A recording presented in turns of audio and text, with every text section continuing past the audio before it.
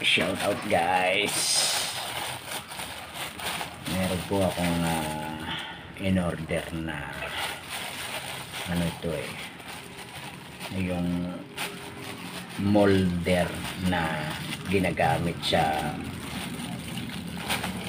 candy, sa polvoron at saka sa pastillas.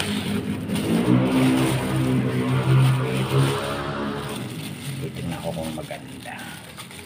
Tinuturuan ko yung apo kong gumawa ng hindi dagdag sa kanyang kaalaman.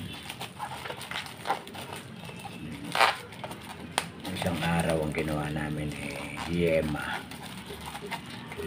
candy.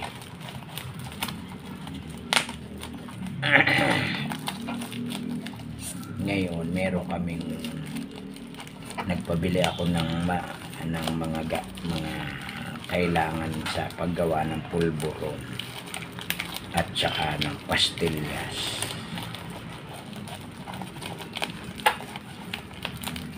Tuturuan ko siya kung paano gumawa. Madadali lang naman yun Ang pastillas hindi na niluluto, pinagmimix na lang yung mga gatas, kaya madali lang maluto. Galing yung bata ko, marami ng alam. Ayun ano po ito ilang klase ito ito isa ganito kalaki, bilog, round. Ito katamtaman na ito sa pulburon. Ayan ayan isa. Ito pa ang isa. Mas malaki ito. Mas malaki. Ayan. Pagka gusto mo yung malaking pulburon, ayan. Ayaw mo ng maliit, gusto mo yung malaki, ayan. Pang pulburon. Dalawa. Ayan. Ito pa isang maliit. Ayan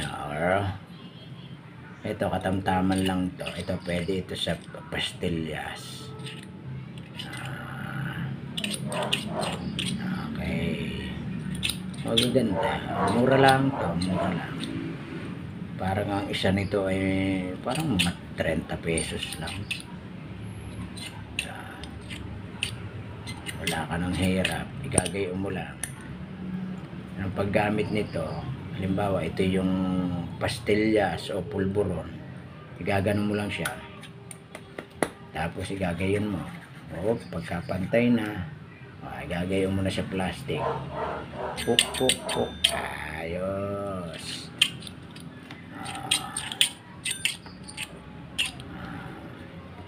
Tatlo itong in order ko para may pamimilian, kasi mura lang naman Maganda sana yung isa, ang shape niya ay parang bulaklak, yung papaganon. Wala mahal. Ang isa ay katumbas na rin 3 are. Ang halaga nung isa katumbas na rin 3 are. Ay di are na lang 3 ang kinuha ko. May pamimilian pa akong size. Ito katamtaman. Ito small, medium, large. Yan. Ayan okay. So yun guys, ang tawag po dito ay molder ng pulburon. Ayan.